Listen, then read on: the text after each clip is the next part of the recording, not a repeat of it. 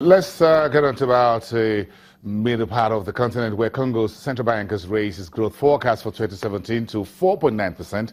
That's up from an earlier estimate of 2.9%, owing to a more bullish outlook on commodity prices. Now, the figure was nearly double the 2.5% Congo achieved in 2016. Congo's central bank governor Mutombo Nyembo says international prices of raw materials were looking more favorable. The mining and oil sectors account for some 95% of export revenues in Congo, Africa's top copper producer, whose economy has been slammed by falls in metals and other commodity prices over the past 2 years. Let's race over to the top story here in Nigeria early today at 10 o'clock Nigerian time. The Statistics Office released Nigeria said that inflation showing a decline for the first time in 15 months since December 2015, showing 17.78% year-on-year in February from 18.2% in the previous month. According to the MBS latest report, food inflation rose to 18.53% year-on-year from 17.82% previous and 1.99% month-on-month higher from 1.29% in the month of February. Core inflation declined to 16%. Urban inflation trended lower as well as rural inflation. So let's get a bit of context and insight into this, all before next week's Monetary Policy Committee meeting of the Central Bank. Femi Awuyemi is a financial analyst and the Chief Executive Officer at ProShare Nigeria. Femi Awuyemi, thank you very much for coming through. We appreciate your time. Thank you very much. Okay, so let's take this has been out now over the last couple of hours. There's been a lot of fireworks here and there. How we arrived where we are, is it base effect? Core prices still high? What do you make of this inflation? Backward-looking data. Well, it reflects significantly where Nigeria is at the moment and the confluence of policies and decisions we have. The fact that we have dropped the headline inflation is a very significant one. And if you trust the data, which I do very much so, I believe that it signifies the fact that we're trying to move towards what you call the real inflation measurement, the legitimate long-run inflation measurement. If you take into cognizance the fact that since December, core inflation, that which measures the trend in price levels by removing certain items of volatile price movements, has been dropping since December, January, and up to February. That is a good sign. For me, my focus is on the core inflation, which basically eliminates products such as energy and food prices, which you can see from the food price index and the urban and rural index have been also going up.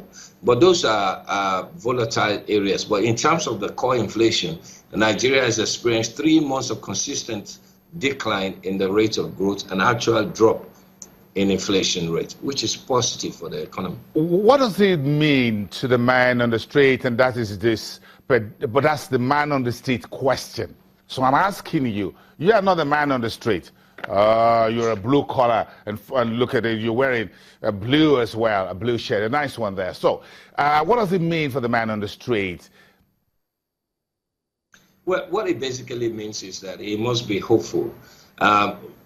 For some time now, and perhaps for the whole planting season towards harvest, which is about 6 months, we will still have spikes in the food index. The supply of food has gone down because the harvesting season has ended and we're about moving into a new planting season. So to that extent, you will still see prices in its energy prices, electricity. You will still see some level of stability around its transport prices. And all these things are perhaps related to the fact that food prices will still increase because there's less supply of food in the economy. And as such, we are still having to rely on processed foods, imported foods, and as such. So he will still face some few challenges in the market.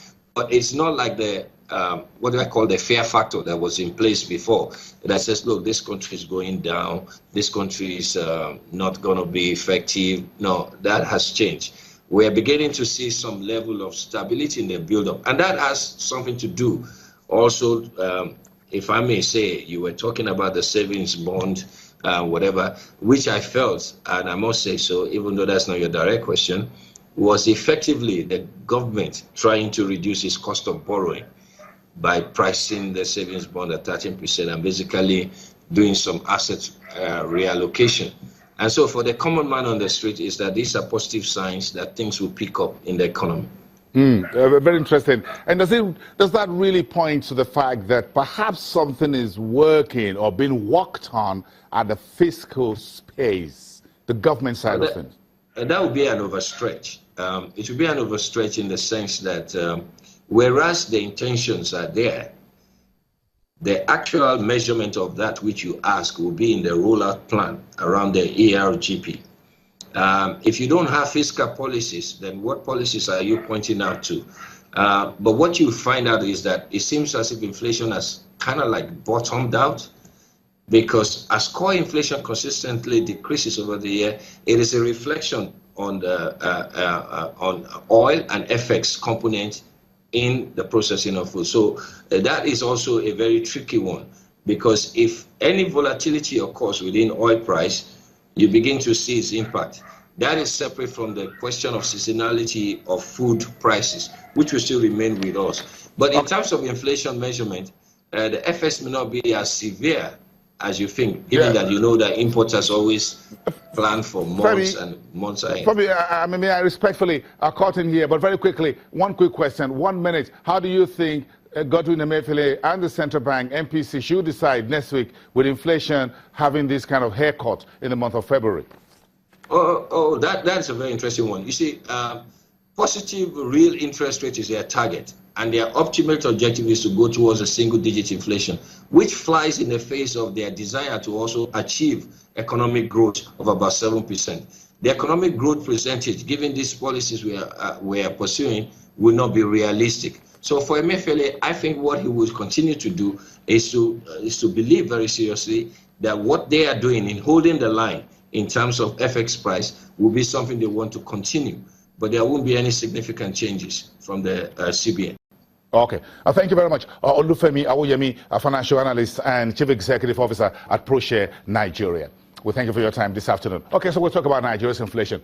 Look at another jurisdiction. Very interesting. Sudan's annual rate of inflation high to 33.53% last month from 32.86% in the previous month, as food and energy prices kept rising after subsidies were cut last November. Sudan's economy has deteriorated since the South ceded in 2011, taking away 3/4 of the country's oil output, its main source of foreign currency and government income. So that's about it for today. We hope you enjoyed. I'll see you next time. Do have a great day. I am Bosin Amafaye.